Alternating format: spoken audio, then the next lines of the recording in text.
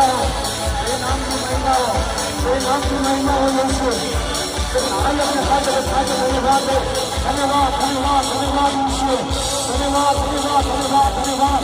पवित्र आत्मा तेरा धन्यवाद, उसके नाम की स्तुति हो, उसके नाम की स्तुति हो। धन्यवाद यीशु, धन्यवाद यीशु, धन्यवाद यीशु।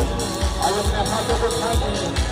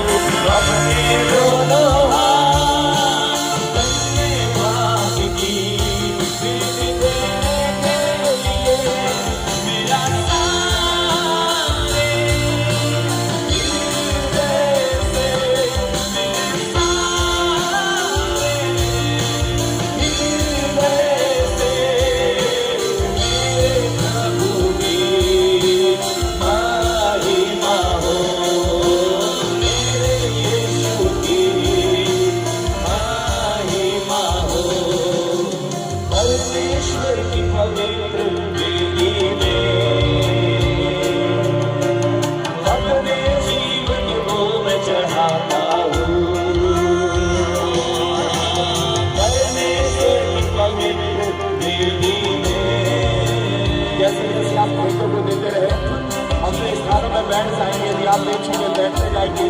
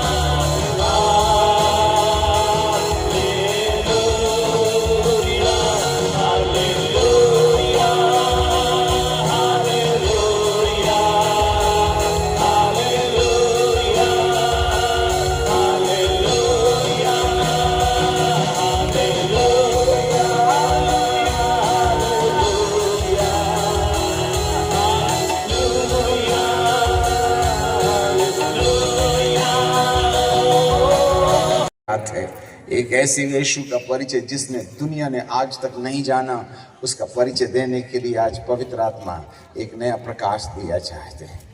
हालेलुया। ये स्वर्गीय 15 विभूतियों के लिए ताली से आदर और सम्मान दीजिए।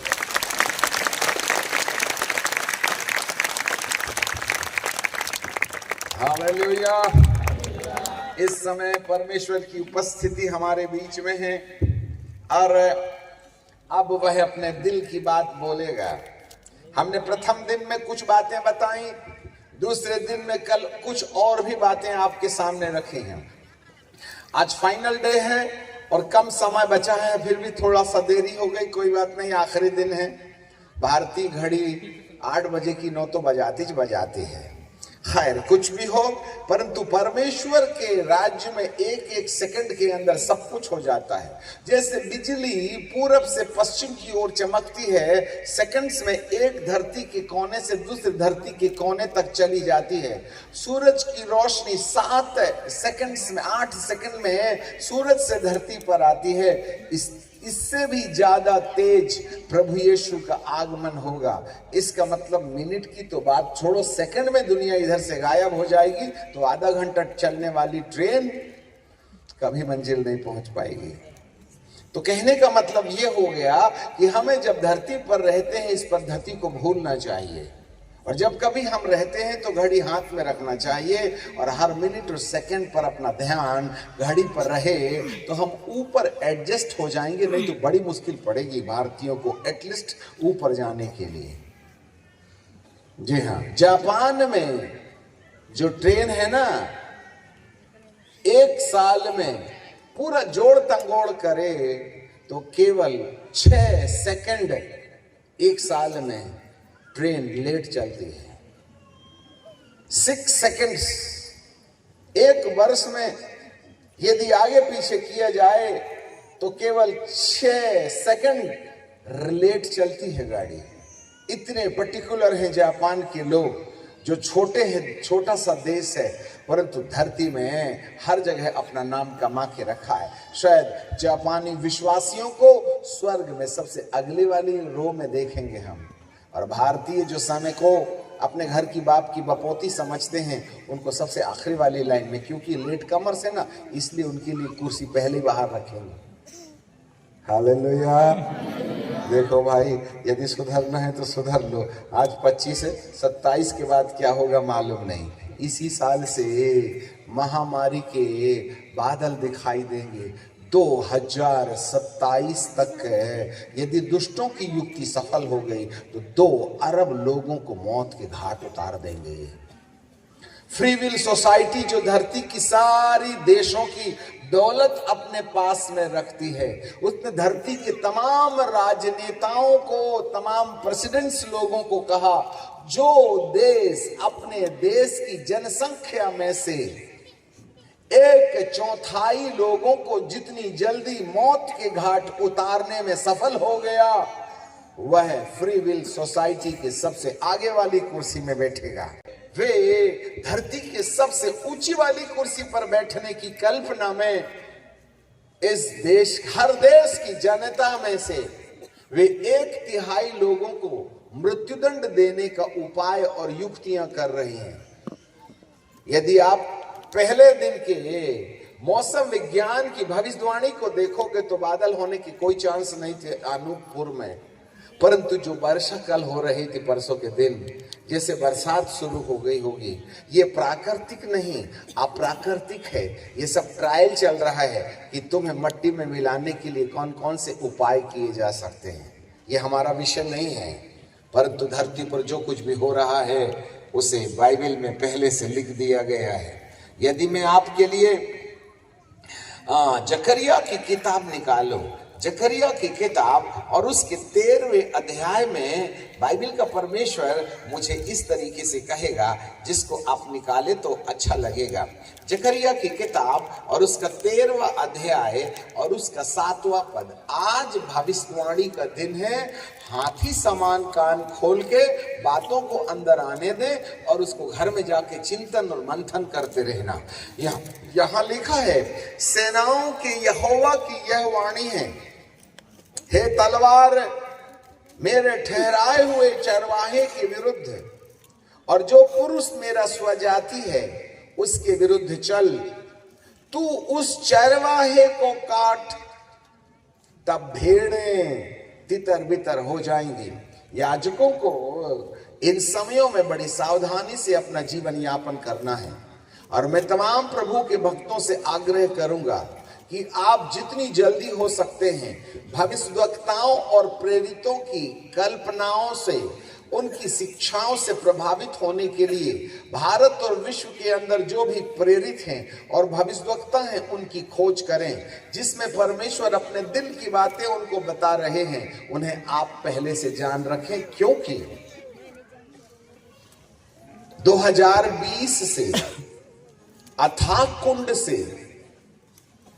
अंधकार की शक्तियों का एक इतना बड़ा जखीरा निकल के बाहर आ गया है, जिन्हें केवल याजकीय परिवार और याजकीय समाज के पास उनकी सेवकाई में दखलंदाजी पैदा करने के लिए अनुमति प्राप्त है। इसलिए इन दिनों में हर याजक कहीं ना कहीं कोई पाप में गिरेगा, कहीं ना कहीं परिवार में झगड़ा होगा, कहीं ना कहीं आपकी जिंदगी में संघर्ष होगा। ये बातें बाइबल में स्पष्ट रीति से लिखी हैं।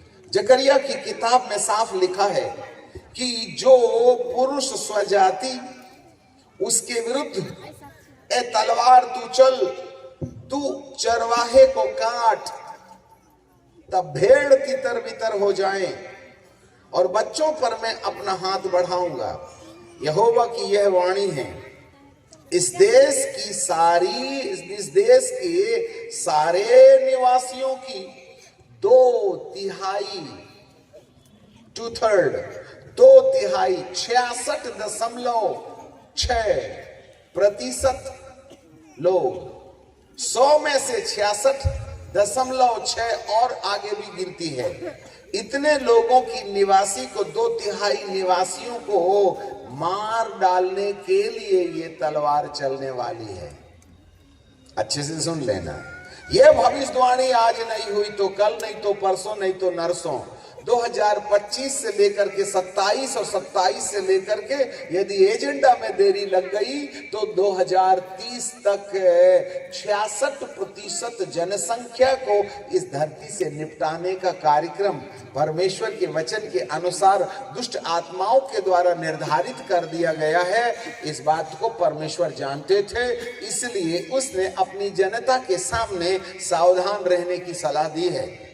जिसके कान हो वह सुन ले। आत्मा कलीसिया से क्या कहती है? चरवाहे को काट। अब आप बोलोगे हम तो याजक हैं, तो फिर जेल क्यों जा रहे हो? गलती तो नहीं ना है? यहां पर बाइबल का परमेश्वर कहता है, प्रकाशित वाक्य की किताब और उसका 9वां अध्याय, वहां पर एक वचन लिखा है 1 पद से, तब 5वें स्वर्गदूत ने तुरही फूकी और मैंने स्वर्ग से पृथ्वी पर एक स्वर्ग से पृथ्वी पर एक तारा गिरता हुआ देखा और उससे अथाह कुंड की कुंजी दी गई और उसने अथाह कुंड जो जमीन के अंदर है उसको खोला और कुंड में से बड़े भट्टी का सा धुआं उठा और कुंड के धुएं से सूर्य और वायु अंधियारा हो गई। सूर्य और वायु अंधियारा हो गई और उस धुएं में से पृथ्वी पर टिड्डियां निकली और उन्हें पृथ्वी पर बिच्छुओं की सी शक्ति दी गई और उनसे कहा गया था, न पृथ्वी की घास को, न किसी हरियाली को, न किसी पेड़ को हानि पहुंचाओ, केवल उन मनुष्यों को जिनके माथे में परमेश्वर की मोहर नहीं है। हमारे पीछे बोली और उस धुएं में से ऊंची आवाज से, और उस धुएं में से पृथ्वी पर टिड्डियां निकली। उन्हें पृथ्वी पर के बिच्छुओं की सी शक्ति दी गई। दी थी। उनसे कहा गया ना पृथ्वी की घास को, ना किसी हरियाली को, ना किसी पेड़ को हानि पहुंचाओ। केवल उन मनुष्यों को जिनके माथे पर परमेश्वर की मोहर नहीं है। केवल उन्हीं को बोले केवल उन्हीं को तकलीफ देना। हाँ, तो बचने का उपाय क्या है? माथे में मोहर। और माथे में तो मोबाइल ने इतना लंबा छेद कर दिया कि इधर से मारा तो ड्रिल करके इधर से निकाल दिया।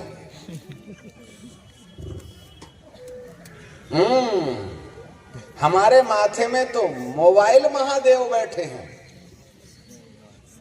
जहां पर वासना है, जहां पर पूर्णलॉजी है, जहां पर बुराई है, जहां लोभ है, जहां लालच है, हमें नहीं मालूम इस माथे में किसने मोहर लगा के रखा है।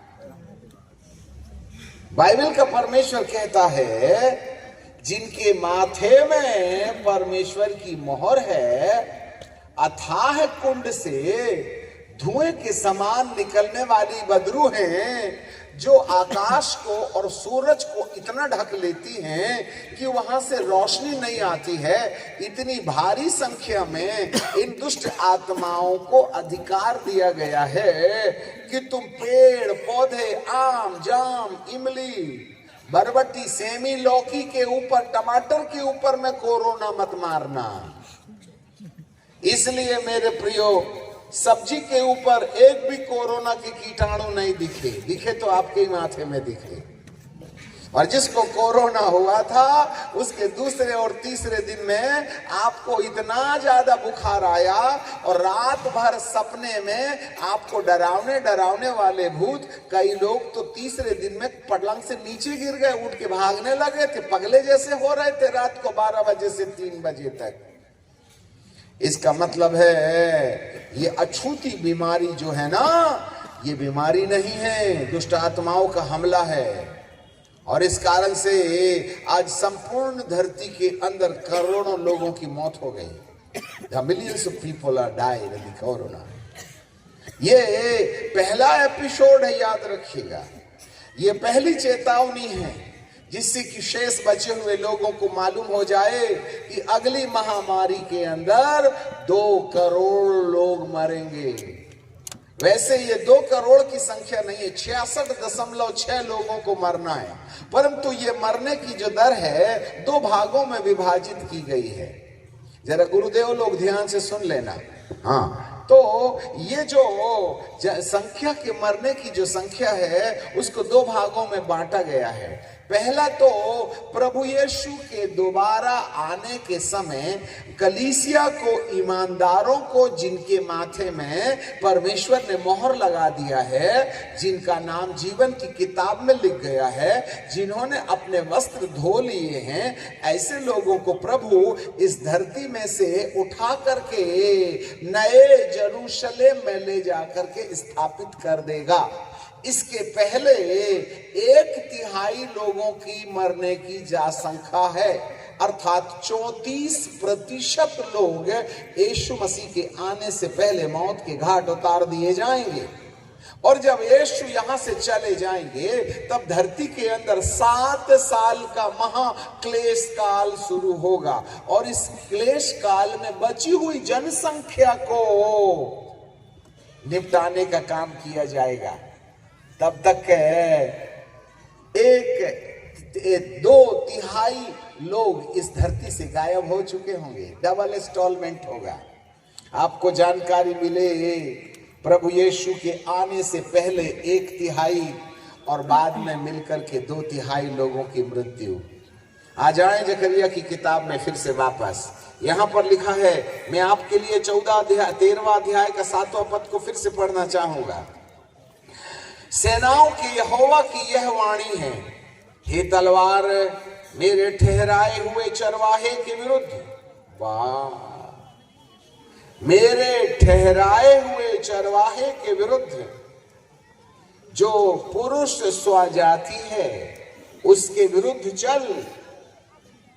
याजकों को सावधान रहना है। तब तू चरवाहे को काट। इसलिए देख रहे हैं संपूर्ण भारत के अंदर याजकों को अकारण झूठा प्रकरण बना बना करके उन्हें जेल छोड़ो, आजीवन कारावास भेजा जा रहा है। तो ये चरवाहे हैं जिनको काटने का कार्यक्रम है।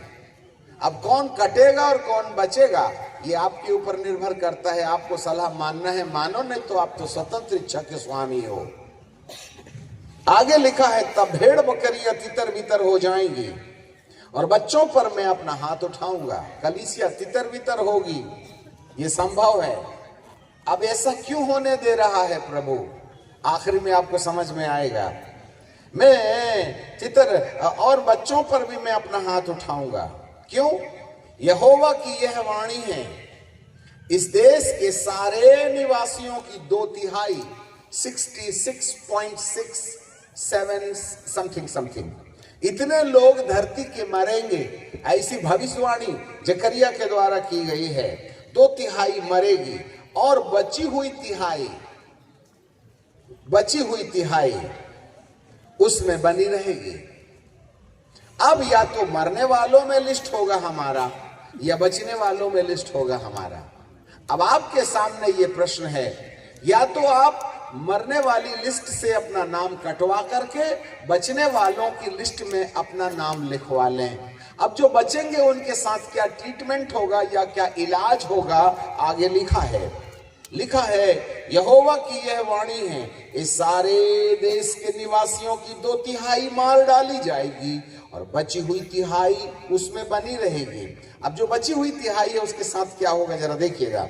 तब उस बची हुई तिहाई को मैं आग में डालकर, अब ये कोयले की और चूल्हे की आग नहीं है, ये पवित्र आत्मा की आग है। ये अग्नि स्वर्ग से हमारी गंदगी को साफ करती है। हमारे लोभ, बैर, विरोध, डाह, जलन, शिकायत, झगड़ा, माया, फरेब, लंदी फंदी आचरण, इन तमाम जीवन के अंदर मानव DNA में, हेरिडिटी में, अनुवांशिकता में, पैतृक गुणों की समानता में, हमारी आदतों के अंदर जो पाप का अंश पाया जाता है, इस अंश को जलाने के लिए परमेश्वर पिता ने स्वर्ग से स्वर्गीय अग्नि को निर्धारित किया है। और इसी अग्नि के द्वारा एलियाह ने उन तमाम यहूदी भविष्यवक्ताओं को जो इजबेल के साथ में रोटी के टुकड़ों में उसकी टेबल में भोजन करने के चक्कर में अपने यहोवा परमेश्वर को भूलकर बाल और अशेर के पीछे चल पड़े थे और इजराइल के परमेश्वर की वेदी ढह दी गई थी। बाल का उपवास था भाईजान। ये खाने की टेबल में आग नहीं गिरती, याद रखना। 15 मिनट की प्रार्थना में देश नहीं बदलेगा। हालेलुया। 3.5 साल के अकाल के काल में एलिया दुआ और प्रार्थना करके विधवा के घर की उपरोती कोठरी में छोटी सी टिकिया खा खा के जिंदा रहने का उपाय किया। और एक दिन अहाब के सामने जब वो प्रकट हो गया, तब अहाब को बोला, चल आज हम कबड्डी खेलेंगे, तू अपने बाल की देवता के लिए वेदी बना, मैं यहोवा के लिए वेदी बनाऊंगा। और दोनों ने अपनी अपनी वेदी बनाई। बाइबल का परमेश्वर कहता है, न जाने कितने साल से गिरी हुई यहोवा की वेदी को एलियाह ने फिर से मरम्मत किया। Listen me carefully. यदि समय के चलते याजकों ने वेदी की मरम्मत नहीं किया तो बहुत नुकसान होगा। कान धर के सुन लेना। यदि समय के चलते याजकीय समाज ने वेदी की मरम्मत नहीं की तो अंदर बाहर से दुनिया की कोई ताकत तुमको नहीं बचा सकती। आज भविष्यवाणी के वचन को सुन लेना। समय खत्म हुआ। अब संस्था का झंडा पकड़ के चलने का समय खत्म हो गया है। अब अपनी मनमानी और अपने सिद्धांतों का झंडा कपड़ लेकर के चलने का समय खत्म हो गया है। समय चलते हुए यदि प्रभु यीशु के भक्तों ने अपनी आंखें खोल करके परमेश्वर की दिव्य वाणी सुनने के लिए अपने आप को उपलब्ध नहीं कराया तो मेरे मालिक को रेत भी पीरो के तेल निकालते आता है।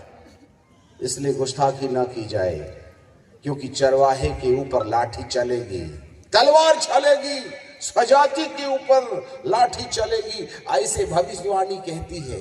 अर्थात फिर जो बचे हुए लोग होंगे, अब सवाल यह है बचे हुए लोग कौन होंगे? जो 1/3 की जनसंख्या में आएंगे, ये वे लोग हैं जिनके माथे में परमेश्वर की मोहर है।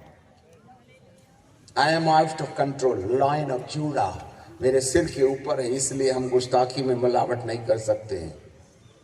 जिसके मन की आंखें खुली हैं, जिसके माथे में परमेश्वर ने मोहर लगाया है, उनको अथाह कुंड से निकलने वाली दुष्ट आत्माओं को आदेश मिला है, ना तो किसी पेड़ को, ना घास को, हरियाली को, आलू टमाटर भटे गोभियों को मत छूना तुम।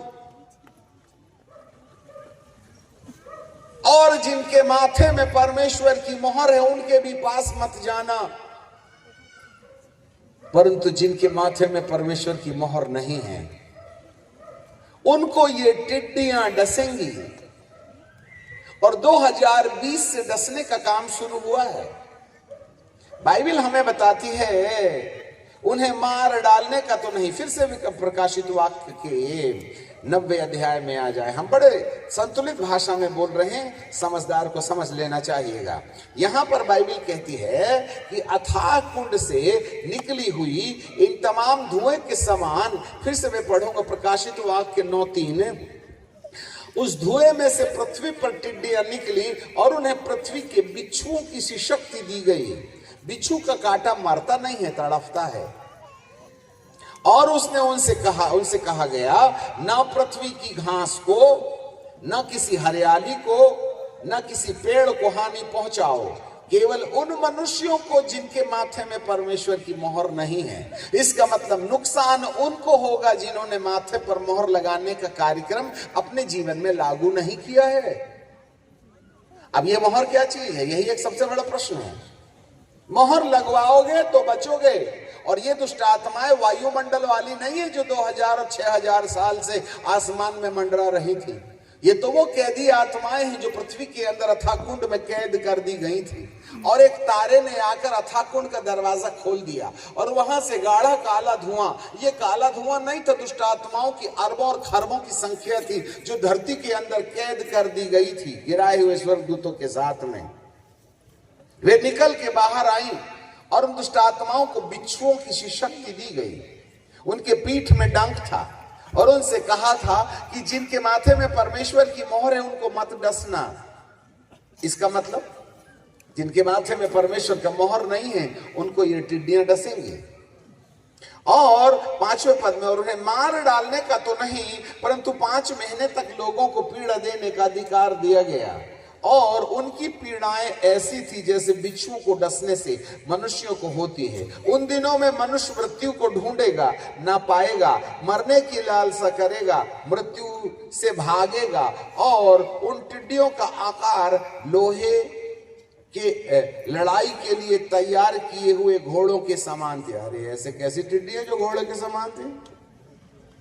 और उनके सिर पर मानो सोने के मुकुट, और उनके मुख मनुष्यों के से थे, और उनके बाल स्त्रियों के से थे, और उनके दांत सिंह के से थे, और वे लोहे की सी झिलम पहने हुए थे। और उनके पंखों का शब्द ऐसा था मानो रथों के चलने और घोड़े के जो लड़ाई पर दौड़ते हैं। ये ऐसी कैसी सेना है जो अथाह कुंड से निकल के बाहर आई है। इस पर ज्यादा प्रकाश देने का वक्त नहीं, क्योंकि आपकी अकल के ताले अभी तक नहीं खोले हैं।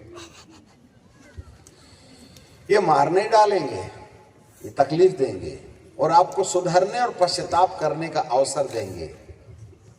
यहां नहीं बदलोगे तो आईसीयू में जरूर बदल जाओगे, नहीं तो जेल में दुआ करना बच्चे से आता है हमको। यौना यही तो करता था। अरे चल रहे बाबा, नहीं जाता। अरे चल रहे, नहीं जाता। कहां जाएगा? तरतीस की तरफ जाऊंगा। गया नाव में सो गए जाके। जब जहाज में तूफान आया, सब लोग कहने लगे अपने अपने देवताओं को पुकारो, परंतु किसी के होते तब जवाब न देते, सब खंगाल डाले। तब उस जहाज के नीचे एक आदमी सो रहा था कंबल ओढ़ के। हे बाबू, तू कहां से आया है रे? उठ।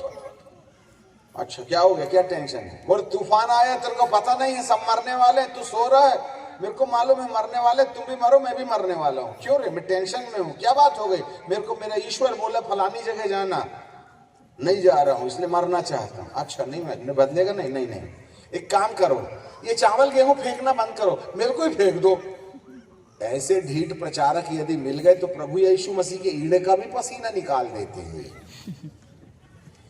मानने तैयार है नहीं सामने वाला, मेरे को फेंक दो, गेहूं मत फेंको। ये जो तूफान आया है ना तुम्हारे सामने, वो मेरे कारण से आया है। एक काम करो, तुम तो मेरे को फेंक दो। परमेश्वर बोला, बाप रे बाप, इसको बदलना मेरे लिए भी कठिन हो गया है। ए मगरमच्छ इधर रे, मेरी मदद करेगा क्या?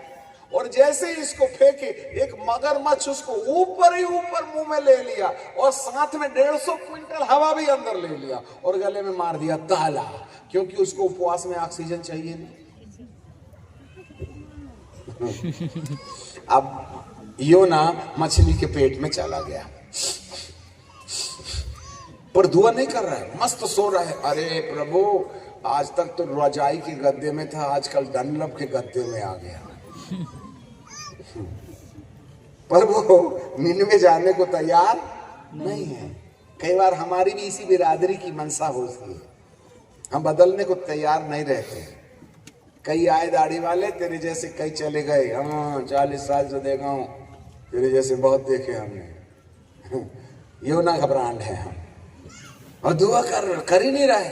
जब धीरे धीरे अंदर की ऑक्सीजन कार्बन डाइऑक्साइड में बदल गई, तब मरता क्या नहीं करता, क्या बोलता है तीसरे दिन, हे प्रभु, अब जान निकले जा रही है, इससे पहले कि मर जाऊं, मेरे को जिंदा रहने के लिए जहां तू भेज रहा है ना, भेजा ही दे प्रभु, क्षमा कर दे। इतने में मछली के पेट में गैस पैदा हुई, क्योंकि कार्बन डाइऑक्साइड आ गई। तो वो बोलती है चलो उल्टी करने, तो परमेश्वर बोलता, ए पानी के अंदर नहीं, जमीन में जाके उल्टी करने का। वो मछली गई बाहर, टॉक करके बाहर कर दी, तो योना बाहर निकल के आ गया। हे पिताजी, अब जाऊंगा, ठीक है, फिर जो नहाने देने पहले, क्योंकि अंदर तो पूरा गोंद से चिपका था। नहाया धोया और गया निन्वे शहर में। ए मेरे प्रियो, अब तुमको योना के पेट, यदि आपको मछली के पेट में ही बदलना है तो जाके वहीं दुआ करो, चलो, हमें कोई मतलब नहीं। जब सीधे से प्रभु भेज रहे थे तो प्रॉब्लम क्या था, आपने को बताइए तो सही। फिर पेट में दुआ करने की क्यों आदत पड़ी हमारी? यहाँ पर असंख्य दुष्ट आत्माएं हैं जो अथाकुंड से निकली हैं, और ये केवल याजकीय परिवार के पास होंगे, कलीसिया के साथ होंगे।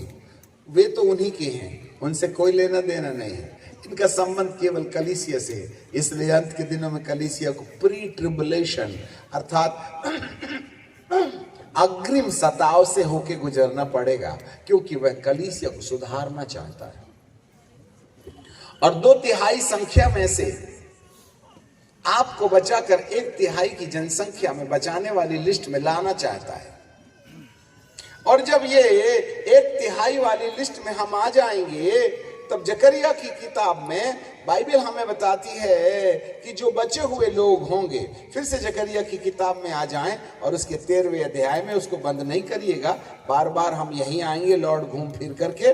तो यहां पर लिखा है 13वें अध्याय में, यहोवा की उस वाणी से, यह नहीं, माफ कीजिएगा, यहोवा की यह भी वाणी है, इस देश के सारे निवासियों की 2/3 मार डाली जाएगी और बची हुई 1/3 उसमें बनी रहेगी, बची हुई 1/3 उसमें बनी रहेगी, और उस 1/3 को आग में डालकर, हमारे पीछे सब लोग बोलिए, बची हुई जोर से बोलिए, बची हुई तिहाई को आग में डालकर ऐसा निर्मल करेगा जैसे रुपया निर्मल किया जाता है। ऐसे जांचूंगा जैसे सोना जांचा जाता है।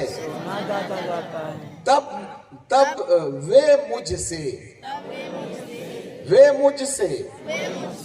बची हुई तिहाई जो आग से निर्मल होगी, वे मुझसे प्रार्थना करेंगे और मैं उनकी सुनूंगा और मैं उनके विषय में एक तिहाई जो आग से निर्मल की गई है उनके विषय में कहूंगा,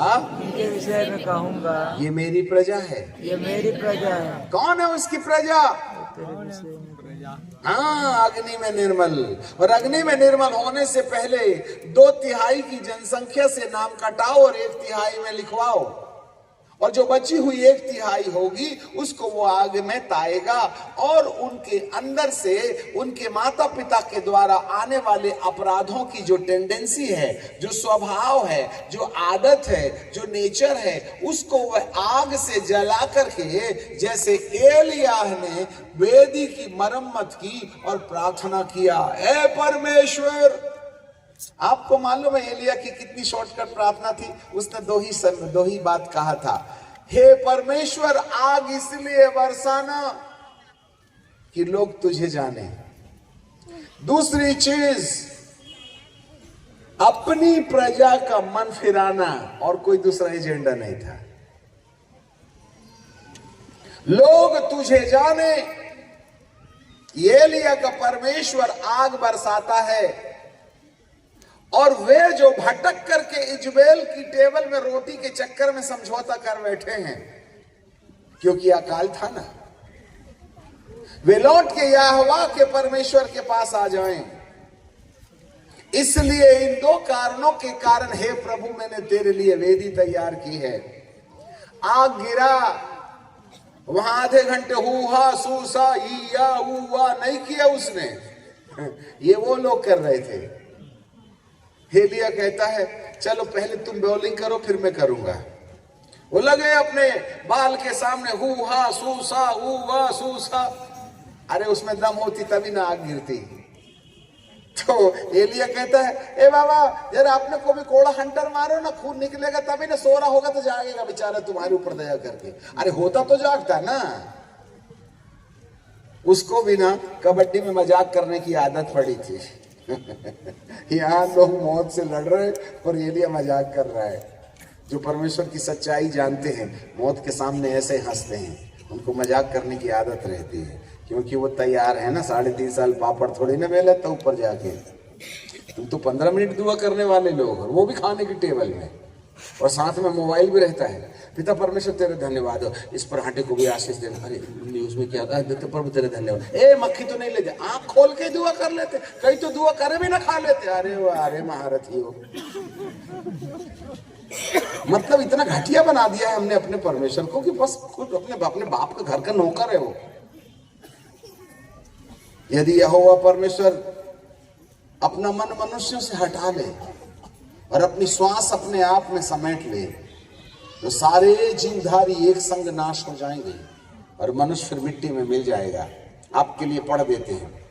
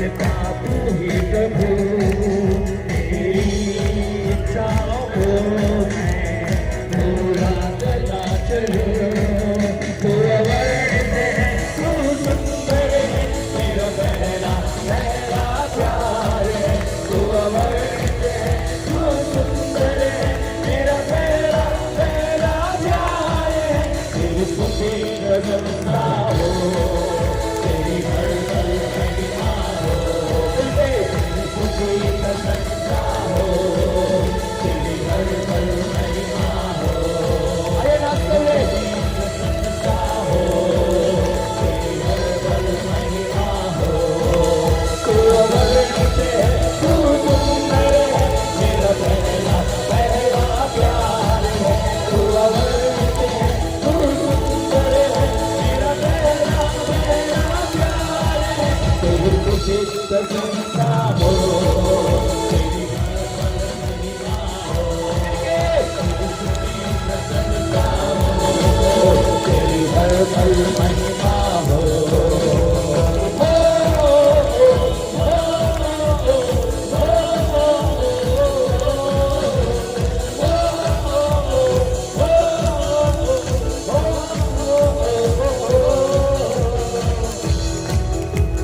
ताली बजाते हुए